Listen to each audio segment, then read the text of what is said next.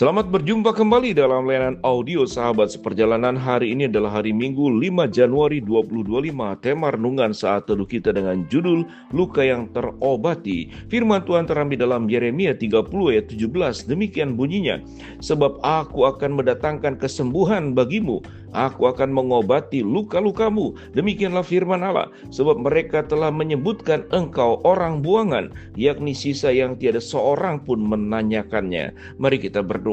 Bapa dalam surga, terima kasih untuk segala kebaikan demi kebaikan yang kami alami di tahun yang lalu dan kemudian memasuki tahun yang baru. Janji Tuhan pun terjadi dan akan tergenapi karena firman-Mu ya dan amin.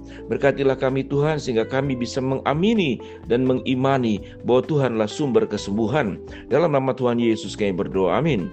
Shalom sahabat seperjalanan yang dikasihi Tuhan. Ayat yang sangat menarik dalam Yeremia 30 ayat 17. Tentu ayat ini secara spesifik sangat disukai oleh mereka yang sedang mengalami sakit, baik sakit biasa apalagi sakit yang berat. Karena ayatnya berbunyi secara spesifik berkata, sebab aku akan mendatangkan kesembuhan bagimu, aku akan mengobati luka-lukamu. Demikianlah firman Tuhan. Kesembuhan adalah sesuatu yang berasal daripada Tuhan. Artinya sembuh dari sakit penyakit dan mengalami sebuah kesehatan. Artinya segala yang buruk, segala yang tidak baik, segala sesuatu yang tidak semestinya pada prinsipnya bukanlah berasal dari Allah. Kita melihat dari waktu Allah menciptakan alam semesta, dari hari pertama sampai hari ke-6, hari ke-7 Tuhan beristirahat. Itu diciptakan semuanya sempurna, semuanya baik, semuanya indah. Tetapi kerusakan itu ditimbulkan justru oleh manusia, pertengkaran, melawan Tuhan. Dari dosa itulah kejatuhan, kemudian dosa itu datang bertubi-tubi ke dalam kehidupan manusia. Termasuk bagian adalah sakit penyakit. Umur manusia semakin pendek, manusia punya kemudian nafsu-nafsu keberdosaan, saling membunuh. Dan yang menarik bahwa keberdosaan itu mengakibatkan tidak hanya berbicara hubungan manusia dengan Tuhan yang terputus, tapi aspek seluruh dari ciptaan ini menjadi tercemar, menjadi rusak. Sekalipun kita akan sulit menjelaskannya secara ilmiah bagaimana, apa hubungannya manusia jatuh dalam dosa, kemudian binatang satu dengan yang lain, saling makan, saling menghancurkan. Ada sebuah ekosistem yang kemudian terjadi, di mana yang besar itu akan menguasai yang kecil, yang kuat itu akan mengalahkan yang lemah. Ada hukum rimba yang terjadi di sana. Sedangkan waktu Tuhan menciptakan seluruh alam semesta, saya meyakini dalam sebuah konsep kebenaran firman Allah, yang terjadi adalah justru yang kuat menolong yang lemah, bukan menghancurkan yang lemah. Yang lebih tahu kemudian mengajar yang kurang. Maka di sana terjadi sebuah relasi yang sifatnya membangun, bukan saling merusak.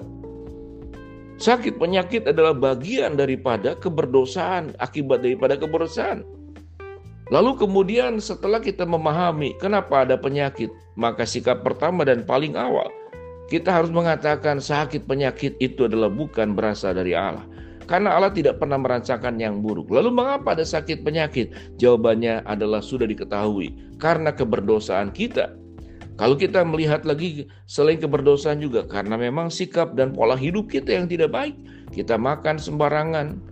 Kita kemudian kalau sakit itu karena kecelakaan, kita tidak mengikuti aturan-aturan yang ada dalam berlalu lintas. Aturan yang ada di dalam pola makan, aturan yang ada di dalam pola pikir. Termasuk juga di dalam berbicara. Kalau kita berbicara kasar, menyinggung orang lain, menghina orang lain, maka potensi kita mengalami sakit. Mungkin orang itu akan menyerang fisik. Lalu timbullah pertengkaran, perkelahian. Kalau kemudian dengan tangan kosong, lebam-lebam, luka dalam. Tetapi kalau pakai senjata, maka akan ada luka yang terbuka. Bukankah itu adalah sakit penyakit yang ditimbulkan oleh manusia? Setelah kemudian dirusak oleh kita, baik secara pribadi maupun secara kolektif dan komunitas. Lalu siapa yang kita salahkan? Seringkali manusia menyalahkan Tuhan. Tapi Tuhan menjanjikan sekalipun kesalahan itu kita yang melakukan, keburukan itu kita yang melakukan. Tapi firman Tuhan berkata, sebab aku akan mendatangkan kesembuhan bagimu, aku akan mengobati luka-lukamu. Kita tahu dengan jelas perumpamaan tentang domba yang hilang. Satu domba yang hilang tentu karena dirinya sendiri. Gembala itu sudah membawa ke kandang, dia jalan-jalan sendiri. Tapi itu adalah gambaran manusia.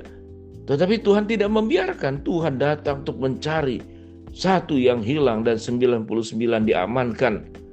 Dan kemudian firman Tuhan berkata, ada sukacita besar tatkala ada satu orang yang bertobat dan diselamatkan. Sebagaimana anak yang hilang datang bertemu kembali dengan bapaknya, dibuatkan pesta, dibuatkan jubah, dirayakan. Sebuah perayaan yang luar biasa kalau kita mengalami kesembuhan. Berbicara tentang kesembuhan daripada sakit penyakit, tentu itu sesuatu yang kita mintakan dan Allah mampu menyembuhkan. Bukankah Yesus sudah menunjukkan mujizat-mujizatnya dari perjanjian lama pun demikian. Nabi-nabi bisa diberikan oleh Tuhan sebuah kemampuan mujizat ilahi, memberikan kesembuhan. Apalagi dalam perjanjian lama, bagaimana Tuhan Yesus menyembuhkan sakit penyakit, buta, tuli, bisu, sakit kusta, sakit pendarahan, bahkan yang sudah meninggal Tuhan bangkitkan. Maka Tuhan sumber kesembuhan. Tetapi kita boleh belajar bahwa kesembuhan dari luka-luka tidak hanya berbicara tentang luka fisik, tapi luka batin, luka pikiran, luka perasaan. Kita menjadi orang yang meluap-luap kemarahan.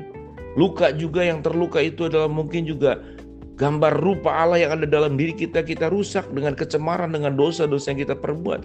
Maka kita berdoa kepada Tuhan masih di awal tahun ini. Jangan hanya berbicara tentang kesembuhan dari sakit penyakit tubuhmu, tapi engkau juga sembuh dari cara berbicaramu, sembuh dari cara berpikirmu, sembuh daripada engkau menggerakkan tanganmu untuk memberkati, bukan juga untuk melukai dan menghina orang lain. Engkau membuka merentangkan tanganmu untuk merangkul mereka yang dalam keadaan terjepit, yang terpinggirkan, kaum papa, kaum marginal. Bukan engkau punya tangan untuk meninju orang lain, atau dengan telunjukmu engkau menunjuk-nunjuk dan menghina orang lain. Biarlah kita juga menggunakan kaki kita, langkah-langkah yang kita buat adalah langkah-langkah yang memberkati. Jangan masuk ke jalan-jalan yang salah, perbuatan-perbuatan buruk, perbuatan-perbuatan berdosa.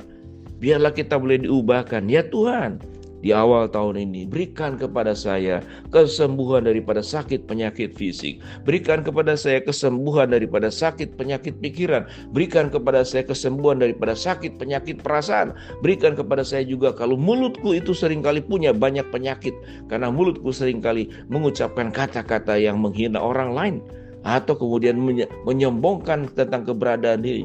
Berikanlah mulut kami sebuah mulut yang rendah hati, ucapan yang kami ucapkan yang menyejukkan, yang memberkati. Maka seyogianya Tuhan tolonglah aku supaya aku disembuhkan dari berbagai macam luka-luka kehidupan secara menyeluruh. Maka Tuhan akan berperkara. Tidak ada yang mustahil kalau Tuhan mau bekerja dan bergerak. Tuhan bisa mau melakukan semuanya itu kapan saja. Tapi dibutuhkan sebuah kerjasama. Biarlah kita juga berjuang dengan upaya yang menjadi tanggung jawab kita, agar kita sehat secara fisik, agar kita sehat secara pikiran, agar kita juga sehat secara perasaan, agar kita juga sehat di dalam membangun relasi dengan siapapun, agar kita juga sehat di dalam mengelola keuangan, kita juga sehat di dalam mengelola waktu. Biarlah hidup kita diserahkan Tuhan. Aku persembahkan tubuhku sebagai persembahan yang hidup, yang kudus dan yang berkenan kepada Allah. Itu adalah ibadahku yang sejati, dan janganlah aku jadi serupa dengan dunia ini sehingga aku dapat membedakan manakah kehendak Allah yang baik dan yang sempurna. Biarlah itu menjadi sebuah mimpi, tekad, perjuangan yang kita wujudkan dalam hidup kita, bahwa kita akan menjadi orang yang disembuhkan dari segala luka. Mari kita berdoa. Bapa dalam surga, terima kasih Engkau yang sudah memberikan janji kesembuhan. Hamba berdoa buat sahabat seperjalanan yang sakit, Tuhan jamah sembuhkan. Yang sedang menghadapi masalah, Tuhan bukakan jalan. Yang sedang berdoa mengharapkan sesuatu, Tuhan kabulkan dengan cara dan waktu Tuhan yang terbaik. Di dalam nama Tuhan Yesus kami berdoa. Amin. Shalom, Tuhan memberkati.